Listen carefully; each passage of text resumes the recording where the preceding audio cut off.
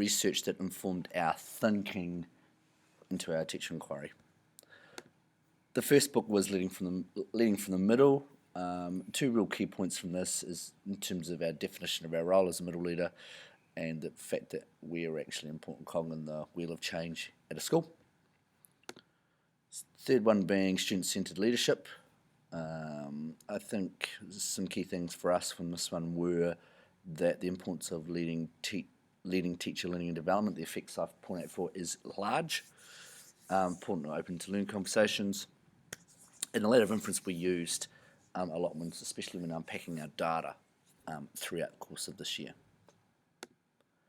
The next text we used, and this was a text the whole staff were using, because it was our focus of our writing PD was Gail Lyons, I've got something to say. Some number of key points was treat your writing like gold. That was an emphasis we were trying to connect with the students. Personal significance is everything when it comes to writing. If it's not personally significant to you what you're writing, then it's not going to be very good. Writers need to improve their observation skills, and the fact that teachers need to model writing process, and part of that was setting up jotter books for the staff. The next one is The Adapted School by Robert Garmston.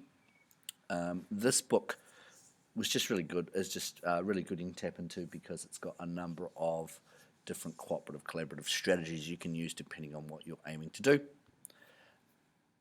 And just two key points: adaptive schools are schools that can meet the challenges of today and tomorrow. And as I just said before, it's got lots of collaborative strategies in there. Next book was a paper from NZCR, particularly by Rosemary Hipkins and Sally Robertson, on moderation and teacher learning. Three key points: moderation seen as a great opportunity for rich learning conversations and knowledge building between teachers, build shared understanding, and also we need to think about in terms of, for us, how the standard, not just what the standard is, but in terms of how it should be applied. The next one is Visible Learning for Teachers by John Hattie. Just three main key points from this book were that the best classrooms will be the teacher is the learner, and the learners are the teachers. What he means by that is that the teacher is always constantly looking to learn from the students what they're doing, what progress they're making, what's holding them up, those kinds of things.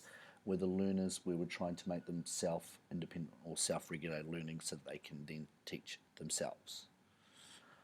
Second point is that teachers need an impact on learning.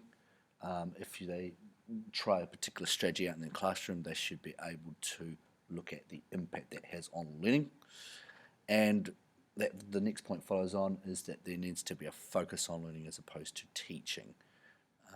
What are the students doing? And the last book, or last reading, was the School Leadership and Student Outcomes, Identifying What Works and Why. Best evidence synthesis. So key points in this: the leadership dimensions were important to us. The importance of pedagogical leadership as opposed to transformational leadership, 4 times as much impact on learning. And successful leaders exert their influence through relationships. And relationships are at the heart of being a leader.